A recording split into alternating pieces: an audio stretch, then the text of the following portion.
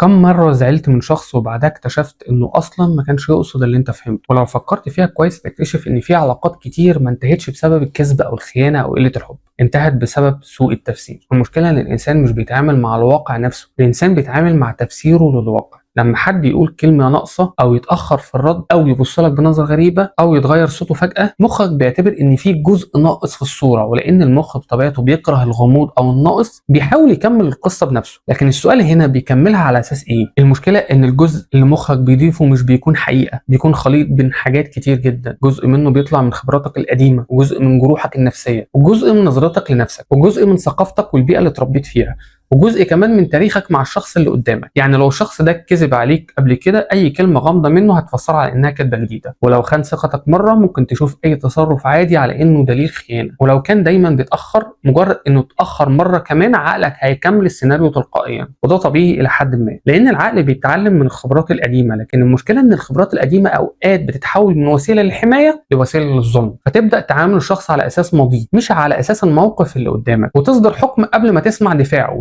ساعتها انت ما بقيتش بتشوف الحقيقه، انت بقيت بتشوف ارشيف ذكرياتك. ولو الشخص ده جديد في حياتك، العقل برضه مش هيسيب الفراغ، هيملاه بحاجات تانية. لو عندك خوف من الرفض، هتفسر صمته انه رفض. ولو عندك خوف من الهجره، اي تاخير في الرد هيبقى بالنسبه لك بدايه النهايه. ولو اتربيت في بيت كله نقد، ممكن تسمع اي ملاحظه عاديه على انها اهانه. ولو ثقتك بنفسك مهزوزه، هتحس ان اي نجاح لغيرك تقليل منك. يعني اوقات كتير احنا مش بنسمع الشخص اللي قدامنا، احنا بنسمع صوت مخاوفنا وهي بتتكلم بلسانه. وفي عامل تاني مهم جدا، هو المرجعيه الاجتماعيه والثقافيه. في ناس اتربت ان الصوت العالي معناه اهانه، وناس تانية شايفاه اسلوب كلام عادي. في بيوت كلمه لا فيها معناها رفض، وبيوت تانية معناها مجرد اختلاف في الراي. في مجتمعات تعتبر قله كلام احترام، ومجتمعات تانية تعتبره تكبر وبرود. يعني نفس التصرف ممكن يتفسر ب10 تفسيرات مختلفه حسب الشخص اللي بيشوفه، مش حسب الشخص اللي عمله. وعشان كده احنا احيانا ما بنحكمش على الناس، احنا بنحكم على النسخه اللي دماغنا رسمتها عنهم. وده اخطر شيء ممكن يحصل في اي علاقه، لانك ممكن تعاتب انسان على نيه ما كانتش موجوده، وتزعل من كلام ما اتقالش، وتقطع علاقتك بحد بسبب قصه كامله الفها عقلك في ثواني. في العلاج النفسي في مبدا معروف ان التفسير مش دليل. كونك فسرت الموقف بطريقه معينه مش معناه ان تفسيرك صحيح، هو مجرد احتمال. وعشان كده الناس الناضجه عاطفيا ما بتستعجلش في الاحكام. اول حاجه بتعملها انها تستفسر. بدل ما تقول هو اكيد يقصد يقلل مني، قول انا فهمت كلامك بالشكل ده، هل ده فعلا اللي انت تقصده؟ بدل ما تبني موقف كامل على افتراض، اسال سؤال واحد، لان السؤال ممكن يوفر عليك ايام من الزعل، ويمكن ينقذ علاقه كامله. خليني اديك مثال. زوج رجع من الشغل مرهق، دخل البيت قال لمراته معلش سيبيني لوحدي شويه. هي في اللحظه دي كملت الجزء الناقص بنفسها، قالت لنفسها اكيد زهق مني، اكيد ما بقاش طايق يقعد معايا، اكيد في واحده تانية في حياته. بدات تتغير في معاملتها، وهو استغرب ردودها. وبعدها قامت خناقه كبيره. بعد ما اتكلموا اكتشفت انه كان عنده مشكله كبيره في الشغل، وكان خايف ينفعل عليها وهو متوتر، فاختار يسكت نص ساعه لحد ما يهدى. شفت الفرق؟ اللي كان ممكن يدمر العلاقه ما كانش كلام، اللي كان هيدمرها هو الجزء اللي كل واحد كمله من خياله. وعشان كده كل ما تلاقي نفسك متاكد من نيه شخص، اسال نفسك الاول، انا متاكد ولا انا بس بكمل الفراغ؟ افتكر دايما مش كل اللي فهمته هو اللي الشخص قصده، ومش كل اللي دماغك قاله يبقى حقيقه. اسال قبل ما تزعل، استفسر قبل ما تحكم، لان السؤال بيحمي العلاقات، اما الافتراضات فكتير جدا بيهدموها. ما جاي عشان اقول لك الضلمه. سلام.